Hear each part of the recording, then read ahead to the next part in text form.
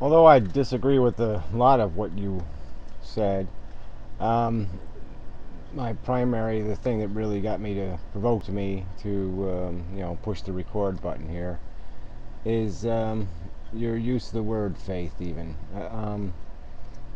by my dictionary, it um, it says belief without um, complete proof. I think that's the exact terminology. Let me just make sure. Um, certain proof. Okay, which means that you got to have, it's that there's got to be reasonable evidence or compelling logic or something short of certain proof to make faith legitimate. I mean, faith doesn't mean faith with absolutely no reason. Faith because I want it. Faith, you know, that can't be the excuse. I want it to be true, therefore I have faith. No, it's supposed to meet some standard. And the standard somewhere below certain proof, but it's certainly above um, wishful thinking. So, take the word, I don't like this stupid word, but take the word seriously. And it's not meant to be a catch-all for any preposterous nonsense that comes out of somebody's mouth. You can't just legitimize anything and say, okay, faith is okay because he believes it's faith and it's okay. It's not unreasonable. Faith is automatically not unreasonable. Of course faith can be unreasonable. And when you look at the evidence of evolution, you look at the evidence of look at our cultural evolution. Even, I mean, the very fact that we have definitely come from some, we steadily progress in our understanding of the universe. And here you're saying it's okay for people to adopt ideas that people had 4,000 years ago or 2,000 years ago, and say those ideas constructed by minds that had a completely corrupt knowledge base, a knowledge base based on superstition and complete nonsense, that's a credible source of knowledge today. It's 2007. We have walked on the cheese moon. The game is really over when it comes to this kind of nonsense. It's not a flat earth. The thunder is not Thor. We don't have duels with emperors where we lay down our sticks and they turn into snakes and the snakes fight with each other and then we wish plagues on each other. I mean, even these concepts are just so preposterous, and to sit there and say that they are reasonable, that they meet the reasonable standard that faith must require, some standard below certain proof. I mean, obviously, certain proof is a difficult standard. Okay, not too many. There's not, certainty is you want to be careful in applying, what we state with certainty. But below that, there's got to be reason. There's got to be logic. There's got to be evidence. There can't just be, a free-for-all where there's no standards. That's the rule of intelligence. Even, I mean, you're throwing out the whole concept of intelligence if you say there's no standard. Nothing has to meet a standard. And to say it is reasonable, none of these religions have any more credibility than any other. The only thing that gives any of them any credibility is their popularity.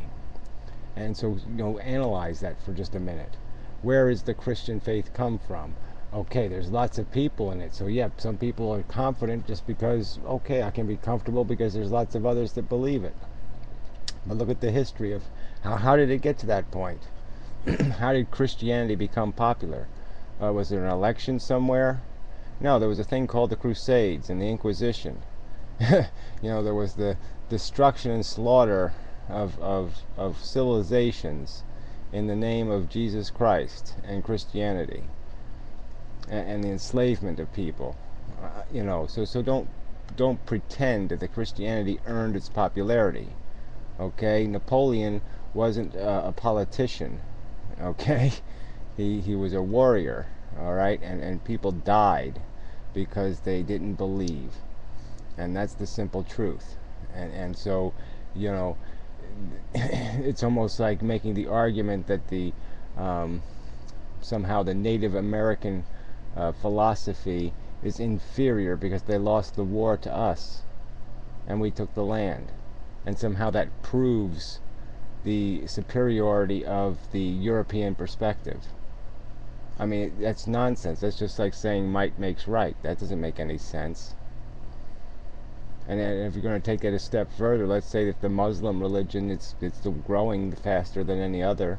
Let's say it becomes the dominant worldwide religion. Does that mean now that Christianity is just a cult, a silly little, silly nonsense, another like the Native Americans' buffalo god?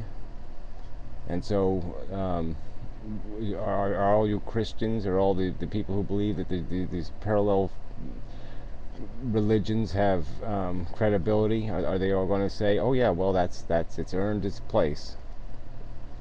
You know, they just anyway. Like I said, I don't want to get too far into other subjects. I just wanted to focus on. There has to be if there's going to be a discussion or an argument, you really have to have some sort of common definition for these words. And if you're just going to say that faith means belief without proof, and just ignore that certain part, and then just say that, okay, because it doesn't have to have proof, it can be any fairy tale somebody wants to conceive or contrive, that's just not going to work. And so I mean, you seem to be one of these agnostical types that thinks that we're just going to sit in some mushy middle. And it just I don't think the evidence indicates any need to do that.